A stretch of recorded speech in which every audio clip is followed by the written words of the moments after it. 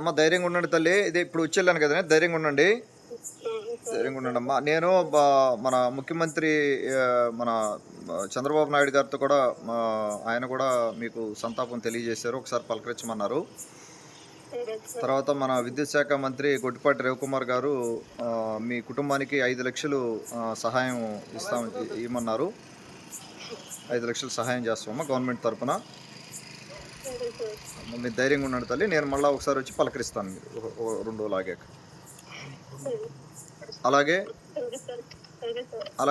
ఇంకొక కుటుంబానికి కూడా ఇంకొక 5 లక్షలు ఒక్కొక్క కుటుంబానికి 5 లక్షల చొప్పున మన గౌరవ ముఖ్యమంత్రి వర్యులు బాబు గారు, అలాగే మన విద్యుత్ శాఖ మంత్రి గొట్టిపాటి రవికుమార్ గారు ఇవ్వమని చెప్పారమ్మా. అది మీ అకౌంట్ నెంబర్లో తీసుకొని రేపు నేను మాట్లాడి అవి చేద్దాం. ధైర్యంగా ఉండండి తల్లి. సరే ఒకసారి ఆ కుటుంబం దగ్గర కూడా వెళ్ళవా? వెళ్ళిన తర్వాత వాళ్ళకి కూడా చెప్దాం. మీరు అక్కడ ఉండి సరే అమ్మ ధైర్యంగా ఉండి తల్లి, ధైర్యంగా ఉండి నేను మళ్ళీ వచ్చి పలకరిస్తాను. మన గౌరవ ముఖ్యమంత్రి గారు శ్రీ నారా చంద్రబాబు నాయుడు గారు కూడా మీకు ఒకసారి పలకరించమని చెప్పారు, మీకు ధైర్యం చెప్పమని చెప్పారు.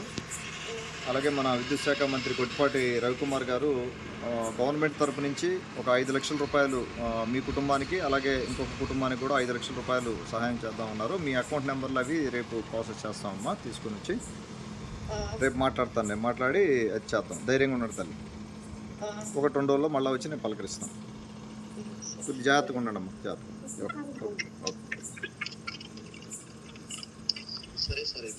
సరే సుధాకర్ రెడ్డి, అది చూసుకోండి అమ్మా.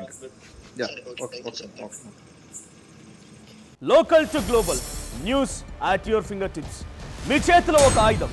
Download Raw TV app. Media legend Ravi Prakash is back.